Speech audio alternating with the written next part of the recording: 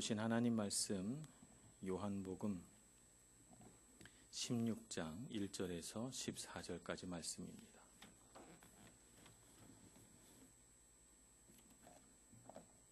요한복음 16장 1절에서 14절까지 말씀 저와 여러분이 한 절씩 교독하겠습니다.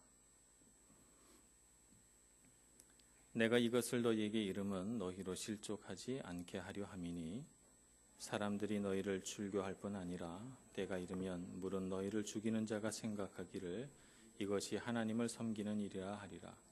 그들이 이런 일을 할 것은 아버지와 나를 알지 못함이라.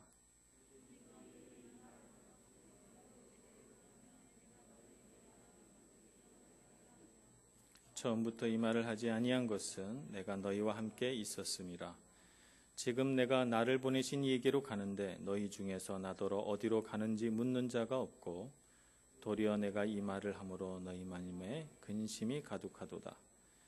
그러나 내가 너희에게 실상을 말하노니 내가 떠나가는 것이 너희에게 유익이라. 내가 떠나가지 아니하면 보혜사가 너희에게로 오시지 아니할 것이요 가면 내가 그를 너희에게로 보내리니 그가 와서 죄에 대하여 의에 대하여 심판에 대하여 세상을 책망하시리라. 죄에 대하여라 함은 그들이 나를 믿지 아니하며 의에 대하여라 함은 내가 아버지께로 가니 너희가 다시 나를 보지 못하며 심판에 대하여라 함은 이 세상 임금이 심판을 받았음이라. 내가 아직도 너희에게 이를 것이 많으나 지금은 너희가 감당하지 못하리라.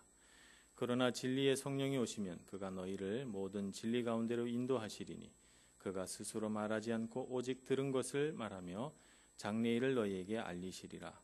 그가 내 영광을 나타내리니 내 것을 가지고 너희에게 알리시겠음이라. 아멘. 제자들이 당할 고통과 환난 이런 것을 주님께서 지금 십자가 고난 그 길을 앞에 두고 말씀하십니다. 그래서 제자들이 굉장히 근심했나 봐요. 왜냐하면 예수님이 십자가를 지신다 해도 상당히 근심스러운 일이거든요. 제자들이 오로지 예수님 한 분만 바라보고 자기 가정과 집과 일터를 버리고 쫓지 않았어요. 그래서 예수님을 열심히 믿으면 뭔가 자기네들이 지금까지 경험해 보지 못한 놀라운 일들을 볼 것이라고 이렇게 기대하고 소망했기 때문에 예수님이 그들 앞에서 떠나가신다거나 죽는다거나 하는 것은 상상도 할 수 없는 일이었어요. 그런데 예수님께서 이제는 공공연하게 그 말씀을 하실 뿐만 아니라 오늘 제자들에게 말씀하시기를 너희들도 그런 고난을 겪겠다는 거예요. 출교를 당하고 죽임을 당하고 그래서 너희를 죽이는 자들이 생각하기를 이것이 하나님을 섬기는 일이라 이렇게 생각하면서 열심히 예수님의 제자들을 박해하고 죽이는 일을 너희들이 경험하겠다는 거예요. 그러니 제자들이 얼마나 무서웠겠어요. 지금 예수님을 온전히 다 알지도 못합니다. 십자가 의미도 모르고 예수님의 부활 사건도 경험하지 못한 그들에게는 마냥 이 모든 일들이 무섭고 근심되는 일밖에 없었어요.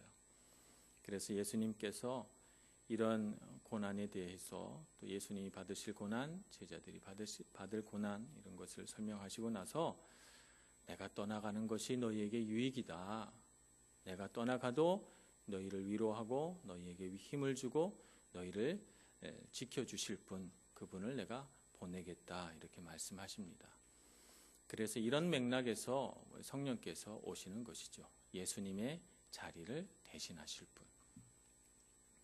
예수님께서 가르쳐 주신 것을 대신 가르쳐 주실 분. 예수님께서 힘주시고 위로하시고 능력 베푸셨던 것처럼 똑같이 우리에게 힘주시고 위로하시고 능력 베푸실 분을 이제 보내시겠다 하는 것입니다. 그래서 오늘은 성령은 도대체 어떤 분이신가 하는 것을 같이 공부해 보면서 우리가 성령에 대한 이해를 바르게 해야 되겠다 하는 생각을 갖게 됩니다. 왜냐하면 우리 조직신학을 보통 신론, 아버지 하나님에 대해서 배우는 것, 또 기독론, 예수 그리스도에 대해서 배우는 것, 성령론, 성령 하나님에 대해서 배우는 것 이렇게 세 파트로 나누어서 본다면 신론이나 기독론에는 그다지 많은 이단이 없어요. 그런데 성령론에는 왜 이렇게 이단이 많은지 제각각 성령에 대해서 여러 가지 이야기들을 해서 이 세상에 지금 존재하는 대부분의 이단이 이 성령론을 잘못 이해했기 때문에, 성령에 대한 이해가 잘못됐기 때문에, 그래서 성령을 이야기하는데 가만 보면 성령이 아니라 귀신의 역사를 주장하는 이런 일들이 비일비재합니다. 그래서 오늘 예수님의 육성을 통해서 예수님은 도대체 성령 하나님을 뭐라고 소개하시는가, 우리 요한복음에 예수님의 말씀을 우리가 깊이 묵상하면서 예수님의 말씀대로 성령은 이런 분이시구나 하는 것을 우리 마음속에 잘 담아 놓으면 우리가 성령 하나님에 대해서 분명하고, 혹시 성령에 대하여 잘못 소개하거나 우리를 잘못 이끌어가는 사람이 있어도 흔들림이 없겠다. 그리고 우리가 성령의 충만함과 성령의 역사에 대해서 조금 더 소망함을 가지고 그분을 따라가겠다 하는 생각을 하게 됩니다. 먼저 우리가 알아야 될 것은 성령에 대해서 진리의 영이다 이렇게 소개한다는 것입니다. 요한복음에서 자주 소개하는 부분은 진리의 영이다 이렇게 말합니다. 오늘 우리가 읽은 본문 말씀 13절에도 보면 진리의 성령이 오시면 이렇게 말씀하고 있습니다. 진리의 성령이 오시면 어떤 일이 일어나는가? 그분이 진리의 영이시니까 우리를 모든 진리 가운데로 인도하시는 분이세요. 우리를 진리 가운데로 인도하시는 분. 그러니까 성령이 하시는 가장 주되고 가장 특징적인 사역은 진리 가운데로 우리를 이끌어 가시는 일이에요. 그래서 성령 하나님께서 우리에게 오시면 우리는 가장 먼저 진리에 눈뜨게 되고 진리를 따라가게 되어 있습니다. 이 말씀이 여기에만 있는 것이 아니고 요한복음 15장 26절에도 있습니다. 여기에서는 이렇게 말씀하시죠. 내가 아버지께로부터 너희에게 보낼 보혜사 곧 아버지께로부터 나오시는 진리의 성령이 오실 때에 그가 나를 증언하실 것이요. 요한복음 15장에서 말씀하시는 이 진리의 성령이 하시는 주된 사역은 예수 그리스도를 우리에게 증언하신다는 거예요. 그러니까 그 예수님께서 죽으시고 부활하셔서 승천하신 그 이후에 예수님을 몸으로 직접 보지 못한 모든 사람들에게 성령은 예수 그리스도를 증언하시는 분이세요. 예수님이 어떤 분이신가 하는 것을 분명하게 나타내시고 가르쳐 주시는 분이 성령이시다 하는 것을 우리가 알게 되죠. 요한복음 14장 26절도 한번 보겠습니다. 요한복음 14장 26절 보혜사 곧 아버지께서 내 이름으로 보내실 성령 그가 너희에게 모든 것을 가르치고 내가 너희에게 말한 모든 것을 생각나게 하리라. 여기서 말씀하시는 이 진리의 성령은 가르치시고 생각나게 하시는 분이세요. 그래서 예수님께서 하신 모든 말씀을 대신해서 가르치시고 또 예수님께서 하신 말씀을 생각나게 하시는 분. 그래서 진리의 영이라고 말씀하는 이 성령의 주된 사역, 예수님께서 소개하신 이 성령의 사역은 진리 가운데로 인도하여 예수 그리스도가 참 하나님이시요 참 인간이시며 우리를 위하여 십자가에 못 박혀 죽으셔서 우리 죄를 사하신 참 구세주 그리스도시다라고 하는 사실을 우리에게 분명하고 확실하게 알려줘서 그것을 통해서 우리 마음에 믿음을 갖게 하시는 분, 그분이 바로 성령님이시다라고 하는 거예요. 그래서 우리가 성령님이 아니고서는, 성령 하나님을 통하지 아니고서는 예수님을 향하여 주다 고백할 수가 없다는 거예요. 오직 성령께서 우리 안에 역사해야만 예수 그리스도께서 우리의 참 구세주다라고 하는 사실을 우리가 알게 되고 믿게 된다는 사실입니다. 이것이 성령이 하시는 가장 주된 특징입니다. 그래서 성령께서 우리 마음 가운데 오시면 우리에게 일어나는 가장 놀랍고도 신비하면서 정말 우리에게 새로운 기쁨을 주는 것이 하나 있는데 하나님의 말씀, 성경이 재미있어지는 거예요. 네. 성령 받은 사람은요, 성경이 읽고 싶어요. 막 성경이 궁금하고요. 성경 읽으면 재밌고요. 옛날에는 참 지루하고 재미없고 성령 읽지도 않았는데 성령에 나오는 웬만한 얘기, 뭐 TV나 영화나 만화에서 내가 다 봤다, 얘기 많이 들었다 이렇게 생각하고 흥미가 없어요. 예. 여러분 나가서 안 믿는 사람들한테 성경 얘기 한번 해보세요. 다 알아요, 다 알아. 웬만한 사람들 성경 얘기 다 압니다. 재미없어 해요. 그런데 성령께서 우리 안에 오시면 놀랍게도요, 성경이 재미있어집니다. 흥미로워지고요, 읽고 싶어져요. 그래서 성경을 이렇게 펼쳐서 읽으면요, 갑자기 감동이 몰려와요. 왜 감동이 몰려오는가 하면 성경의 말씀이 이해되기 시작하기 때문입니다. 성경의 말씀이 이해되고 이 말씀이 바로 나를 향한 말씀이라는 것이 깨달아져서 갑자기 말씀이 내 가슴을 치고 내 영을 쳐서 눈물이 나게 해요. 성령께서 하시는 일이죠. 저는 한 22살 됐을 때, 처음 21살인가 2살인가 지금 가물가물합니다만 처음 성령 하나님을 제가 체험하게 됐어요. 그때 제가 다니던 교회에서는 상가교회였었는데 금요일 밤마다 철야 기도를 했어요. 밤 11시에 예배를 드리고 그리고는 12시부터 차 한 잔 마시고 새벽 예배 4시 반에 새벽 예배 할 때까지 계속 기도하는 거예요. 저는 사실 철야 기도할 만한 신앙은 없었어요. 그러나 제가 사귀는 여러 청년들이 다 철야 기도를 했기 때문에 그 모임에 가야 청년들을 만나서 교제할 수가 있어요. 그래서 저도 갔지요. 근데 기도를 하려고 앉아보니 뭔가 제 마음 가운데서 막 간절한 뭔가가 솟아나와서 하나님을 향해 여러 가지를 놓고 기도하게 돼서 어느새 기도를 하다 보니까 막 마음을 쏟아놓는 기도가 된 거죠. 그래서 마음을 막 쏟아놓고 기도하는 중에 놀랍게도 성령 하나님께서 오셨어요. 왜 제가 이걸 성령이 오셨다라고 표현하는가 하면 제 마음에 일어나는 감정을 제가 어떻게 표현할 길이 없어요. 주의 아름다움은 얼마, 우리 2부 예배 때 부르는 찬송 있잖아요. 그 찬송 부를 때마다 저는 그 생각이 나요. 형언할 길이 없어요. 제 마음에 느껴지는 그 감동을. 그래서 제가 그 자리에서 통곡을 하고 울었죠. 통곡을 하고 울고 정말 그 순간 제 안에 응어리지고 맺혔던 모든 것들이 다 풀려나가는 것을 느꼈어요. 그러면서 마음이 시원해지고 자유해지고 평안해지고, 그래서 그 울음을 한 2-3시간을 실컷 울고 나니 새벽 예배한다고 불을 켜더라고요. 그리고 나서 제가 변했죠. 제 인생에 대해서 하나님에게 맡기는 마음이 생기고, 그날 이후로 저에게 일어난 가장 놀라운 변화는 성경이 읽혀진다는 거예요. 너무너무 성경이 궁금하고 읽고 싶어져서 성경을 읽는데 제가 마태복음서부터 읽었어요. 한 장씩 넘겨가는데 눈물이 뚝뚝 떨어지더라고요. 내가 왜 이 말씀을 여지껏 깨닫지 못했지 하는 생각이 들었어요. 다 나를 향한 말씀이시네. 그래서 말씀 한마디 한마디가 마치 내 가슴을 치는 말씀처럼 들려와서 이 말씀을 또 보고 페이지를 넘길 수가 없었어요. 왜냐하면 너무 은혜되는 말씀이라 다음 페이지로 넘어갈 수가 없는 거예요. 말씀을 또 읽고 또 읽고, 말씀이 감동이 되고 말씀이 기쁨이 되고 말씀이 희망이 되고 말씀이 능력이 되는 것을 체험했어요. 그 시간을 얼마나 오랫동안 경험했는지 몰라요. 제가 신학교 가고 신학교 2학년 때 제가 전도사로 이렇게 처음 사역을 딱 나가니까 그 은혜가 그치더라고요. 사역 가운데로 나가서 막 발휘하려고 하니까 막 내 마음이 너무 괴로워서 그런지 막 말씀을 보는 은혜가 그치면서 그 다음부터는 또 새로운 은혜를 하나님 앞에 구하게 됐는데, 뭐 그 이후에 일어났던 성령의 역사는 또 다음에 말씀드릴 기회가 있겠죠. 그러나 그 기간 동안 한 4년, 5년 기간 동안 정말 저는 이루 말할 수 없는 행복한 마음으로 성경의 말씀을 읽었어요. 저는 저희 교회에 와서 성령의 역사를 체험하신 분들을 봐요.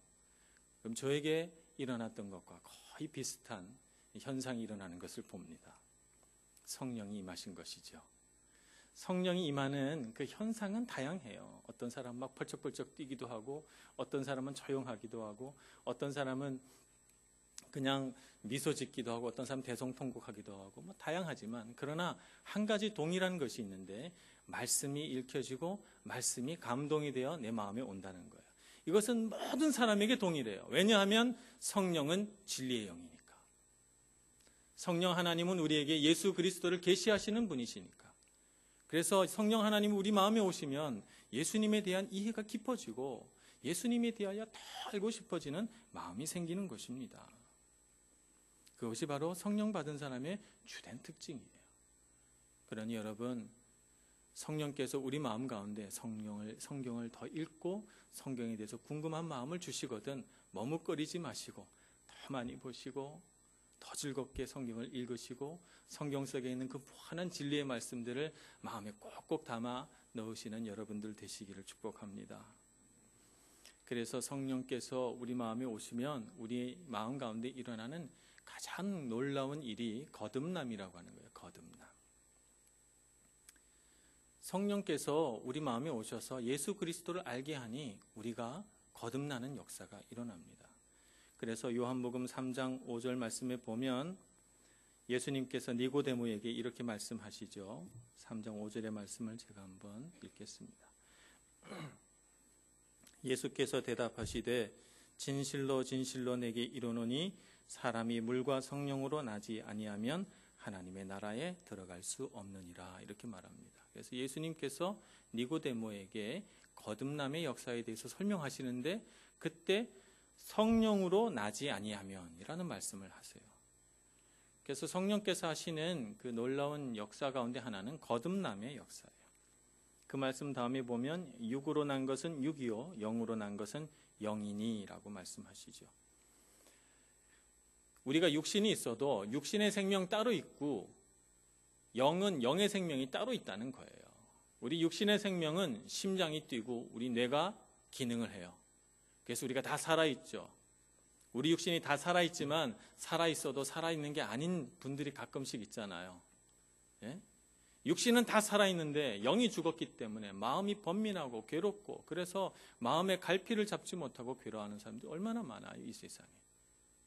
그래서 많은 사람들이 고민하고 괴로워하고 때로는 스트레스를 받고 병원에 가고 치료를 받고 이런 일들이 얼마나 많이 있습니까? 영이 생명을 잃어서 그런 것이죠.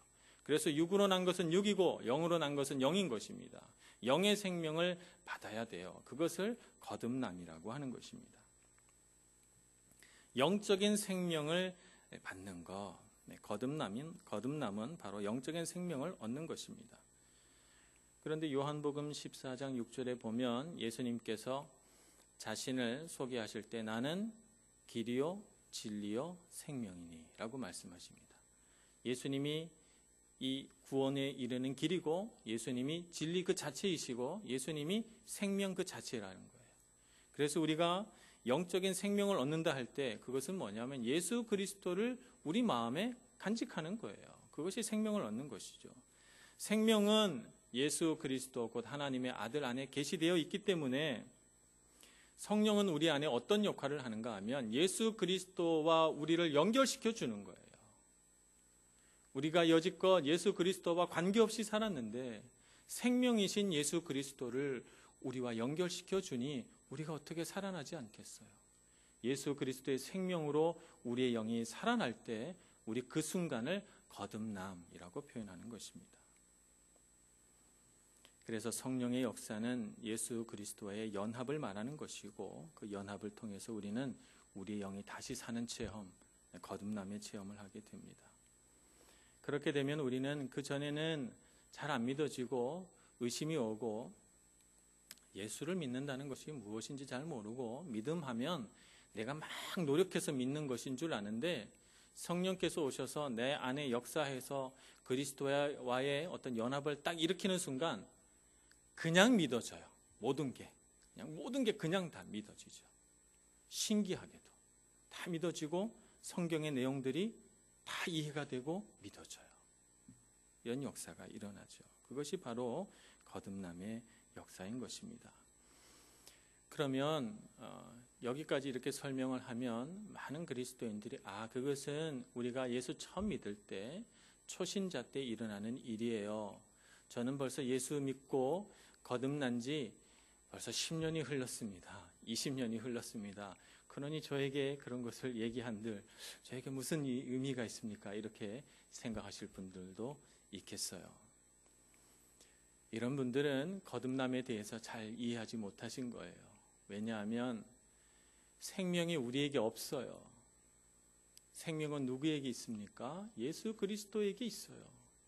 예수 그리스도를 우리 마음에 모시고 사는 것이 성령의 내주하심입니다. 성령의 내주하심 속에서 우리가 계속해서 성령 충만함을 받아야 참된 그리스도인으로 이 세상을 살아가는데, 많은 사람들이 그 처음 순간만 성령의 내주하심과 성령 충만함을 경험하고 그 이후에는 성령을 마음에 모시고 사는 것을 소홀히 해요.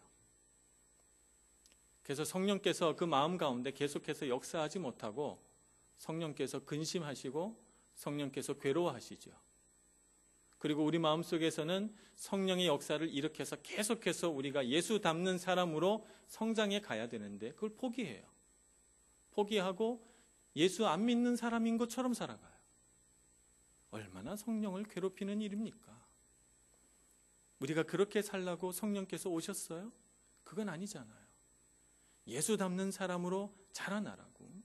그래서 예수님의 인격과 예수님의 성품을 자라가고 예수님께서 이 세상에 베풀었던 능력을 발휘하고 살아가라고 성령 주신 거 아니에요? 근데 많은 사람들이 성령 안 받은 것처럼 그렇게 살아가니 얼마나 가슴을 치고 눈물을 흘릴 노릇입니까? 제가 제 방에다 액자를 하나 걸어놓은 게 있습니다. 거기에 보면 예수를 아는 지식에서 자라가라 라고 하는 말씀을 해놨어요. 그것이 제 인생의 모토입니다. 이 말씀이 어디서 온 것이냐면 베드로후서 3장 18절 말씀이죠. 우리도 같이 한번 봅시다. 베드로후서 3장 18절, 우리 모두 다 같이 한번 읽어보겠습니다. 시작. 오직 우리 주 곧 구주 예수 그리스도의 은혜와 그를 아는 지식에서 자라가라. 영광이 이제와 영원한 날까지 그에게 있을지어다. 아멘. 베드로후서 제일 마지막 말씀이에요. 예수 그리스도의 은혜와 그를 아는 지식에서 자라가라 라고 하는 것이 우리 일생의 사명이에요. 성령께서 그 일을 이루시려고 우리 안에 오신 것이죠. 그래서 우리 안에 성령님을 모시고 때로는 성령의 내주하심 속에서 환난과 모든 근심을 이기고 나아가고, 때로는 성령 충만함을 받아서 하나님께서 하라고 하신 직분과 사역들을 맡아서 놀라운 하나님의 역사를 일으켜가는 것, 그것이 바로 우리가 성령 하나님을 모시고 살아가는 비결이고, 그렇게 살아갈 때 우리의 인격이 자라고 우리의 성품이 자라서 날마다 예수님 가깝게 자라가는 그런 것이 우리 그리스도인의 삶인 것입니다. 그런데 그리스도인이 될 때는 막 성령의 역사 받아가지고 기뻐하고 즐거워하고 성경 말씀 보고 날마다 찬송하면 눈물 나고, 그러다가 조금 지나면 그런 성령의 역사 다 사라지고, 주님 돈이 부족합니다. 돈 주시옵소서. 건강 이러니 건강 주시옵소서. 자녀 이번에 대학 가야 되니 꼭 대학 합격하기. 이런 것이 우리 기도 제목이 돼요. 우리의 인격이 자라고 성품이 자라고 어떻게 하면 내가 예수님 닮을 수 있을까, 이런 기도 제목은 다 사라져 버려요. 어떻게 된 것입니까? 우리는 예수 그리스도와 연합한 사람이 되어야 되고, 이 역사는 초신자들만 경험하는 것이 아닙니다. 일평생 그리스도와 연합하기 위하여 날마다 성령께서 우리에게 생명 주시기를, 날마다 우리 마음 가운데 내주하시고 역사하시고 성령 충만하게 해주셔서 그리스도를 알고 더 알고 예수를 아는 지식에서 자라가게 도와주시옵소서 요청해야 되지 않겠습니까? 그것이 오늘날 우리가 구해야 할 성령의 역사인 것입니다. 두 번째로, 성령께서 하시는 일은 우리를 도우신다라고 하는 것입니다. 이 도우시는 성령의 사역을 보혜사라고 하는 이름으로 설명하십니다. 이 보혜사라고 하는 한자말이 어려우니까 우리 영어 성경을 보면 쉬운데, 영어 성경은 헬퍼라고 번역하기도 하고 카운셀러라고 번역하기도 합니다. 우리를 돕는 자고 우리에게 위로하시고 충고하시고 권면해 주시는 우리의 카운셀러이기도 하시죠. 성령께서 하시는 주된 사역이 바로 우리의 헬퍼라고 하는 것입니다. 어떤 것을 도우시는가? 오늘 보혜사 성령에 대하여 예수님은 세 가지 영역을 말씀하고 있습니다. 하나는 죄에 대하여, 하나는 의에 대하여, 하나는 심판에 대하여 우리에게 돕는 자가 되신다 이렇게 말씀하시죠. 죄에 대하여는 예수님께서 설명하신 것처럼 그들이 나를 믿지 아니함이라 이렇게 말씀하셨으니 죄에 대하여는 우리의 불신앙을 깨닫게 하는 역할을 하신다는 것입니다. 우리가 얼마나 믿음 없는 사람인가 하는 것을 성령 하나님께서 우리에게 계시하셔서 우리로 하여금 더 믿음 생활에 힘쓰도록 우리 삶의 모든 영역 속에서 우리가 어떻게 예수님을 신뢰하고 예수님을 믿고 예수님의 뒤를 따라갈 것인가 라고 하는 것을 우리에게 계시해 주시고 가르쳐 주시고 우리로 하여금 죄를 이기고 싸워서 승리하게 하시는 분이 바로 성령 하나님이시다라고 하는 거예요. 그래서 성령께서는 우리로 하여금 죄를 이기게 해주세요. 많은 사람들이 아무도 모르는 나만의 죄를 마음에 품고 살아갑니다. 죄를 품고 살아가면서 죄와 갈등해요. 근데 죄와 갈등하는 것을 죄와 싸운다고 착각합니다. 죄와 갈등하는 것은 죄와 싸우는 것이 아니에요. 어떤 목사님이 그런 비유를 하시더라고요. 갈등하는 것과 싸우는 것의 차이 비유하시는데 갈등은 뭐냐 하면 부부싸움이 갈등이에요. 부부싸움도 싸움이라고 표현하지만 부부싸움 한다고 어떤 분이 그 목사님의 표현에 의하면 내가 당신 부부싸움을 당신 승리하게 해드릴까요? 당신 남편을 칼로 푹 찔러 한 번에 죽이는 방법을 가르쳐 드리겠습니다. 그러면 그 사람 말을 듣고 아유 얼른 가르쳐 주세요. 그러겠어요 여러분? 아니죠. 갈등이잖아요. 같이 살다 보면 일어나는 갈등이니까 아마 미친 사람이라고 그럴 거예요. 그러나 여러분 전쟁터에 나가서 총을 들고 막 전쟁을 합니다. 싸웁니다. 그런데 누가 상대방을 한 번에 죽일 수 있는 방법을 가르쳐 주겠습니다. 이렇게 하면 여러분 얼른 가르쳐 주세요. 그렇게 말하죠. 그래서 싸우는 거예요. 근데 많은 사람들이 죄와 갈등해요. 죄와 사이좋게 같이 사는 거죠. 죄와 같이 살면서 죄와 같이 즐기기도 하고 죄와 같이 갈등하기도 하는데 그 갈등을 싸우는 거라고 착각합니다. 그렇지 않아요. 성령 하나님이 우리 안에 오시면 죄를 너무너무 미워하게 하기 때문에 죄와 싸우게 만들어 주세요. 죄와 싸우는 방법을 가르쳐 달라고 요구하죠. 우리가.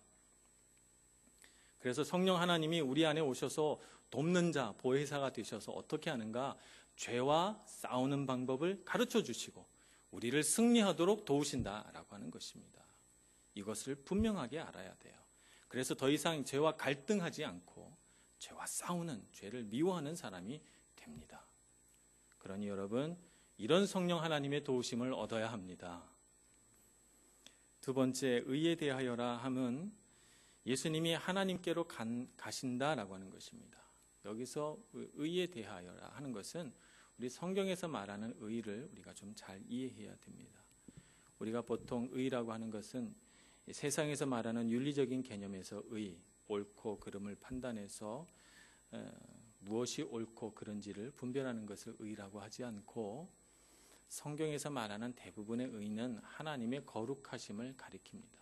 그래서 하나님을 요한복음 17장 우리가 내일 저녁에 하겠습니다만 하나님을 향해 거룩하신 하나님 이렇게 부르기도 하고 의로우신 하나님 이렇게 주님께서 예수님께서 부르시기도 합니다. 이 하나님이 바로 이 하나님이 가지고 있는 본성이 의예요. 그래서 도덕적인 그런 의를 말하는 것이 아닙니다. 하나님의 거룩하심을 가리키는 거예요. 그런데 그 하나님의 거룩하심 안으로 예수님이 떠나가시는 거예요. 그것을 의라고 하는 것이죠. 그래서 예수님의 하나님 되심을 가리키는 것이 의다라고 하는 것입니다. 하나님 앞에 가신 예수님, 그래서 주님 보좌 옆에 서 계신 주님, 그래서 십자가를 지시고 그 십자가 앞에 모든 죄를 다 사해 주시고 모든 만물이 그 앞에 무릎 꿇게 하시는 그 역사를 바라보면서 주님을 경배하는 것이 가장 의로운 일이다라고 하는 것을 깨닫게 됩니다. 누구를 통해서? 성령 하나님을 통해서. 성령님께서 예수님의 하나님 되심을 가르쳐 주시고 예수님께서 어떤 곳에 계신지를 우리에게 알려주세요. 예수님 안에 계시된 하나님을 보게 하고 예수님을 통해서 하나님의 거룩하심을 알게 해주죠. 그런 의미에서 우리를 도와주시는 분이 보혜사시다라고 하는 것입니다. 세 번째, 심판에 대하여는 예수님께서 말씀하시기를 내가 아버지께로 가니 심판에 대하여라 함은 이 세상 임금이 심판을 받았음이라 말씀하십니다.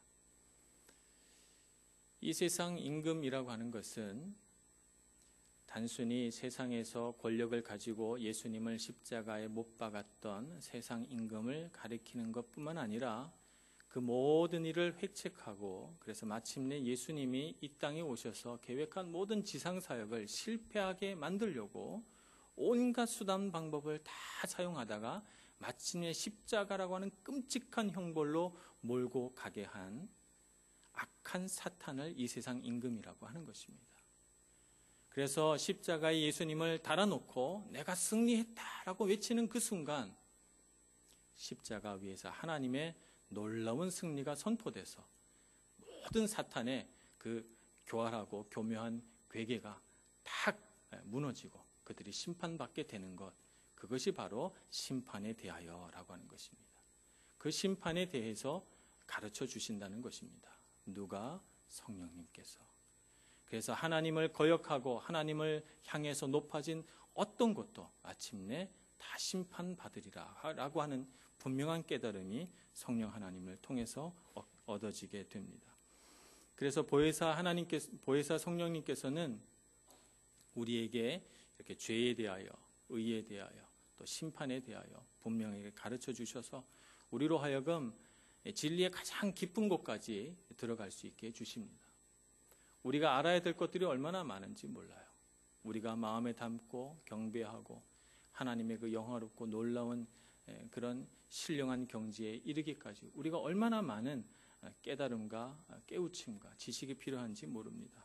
그런 것들을 알아야 하는데 우리는 성령 하나님께서 우리에게 주실 이 무한하고 아름다운 것들을 다 놔둔 채 성령이 하시는 그 사역의 바닷가에서 놉니다. 물가에서 물장난만 치고 있는 거예요. 평생토록 그 깊은 데로 들어가지 못하고 말입니다. 그래서 고작 성령께서 주시는 은사, 고작 성령께서 주시는 어떤 특별한 사역, 이런 것들만 붙들고 살아가니 얼마나 안타까운 일입니까? 물론 우리가 성령께서 주시는 은사도 사랑하고 성령의 열매도 맺고 살아가야 하지만 하나님에 대하여, 예수 그리스도에 대하여 더 많이 알아야 되지 않겠습니까? 오늘 예수님께서 성령에 대하여 가르쳐 주신 부분들을 보면서 우리가 알고 있는 부분들이 얼마나 작은가, 우리가 성령에 대하여 우리가 얼마나 미미한 부분만 알고 있는가 하는 것을 깨닫고 성령 하나님에 대하여 더 많이 알기를, 또 성령께서 계시해 주는 예수 그리스도에 대하여 더 많이 알아가기를 소망하면서 성령께서 주시는 여러 가지 것들을 더 많이 이해하고 더 많이 소망하시는 여러분들 되시기를 소원합니다.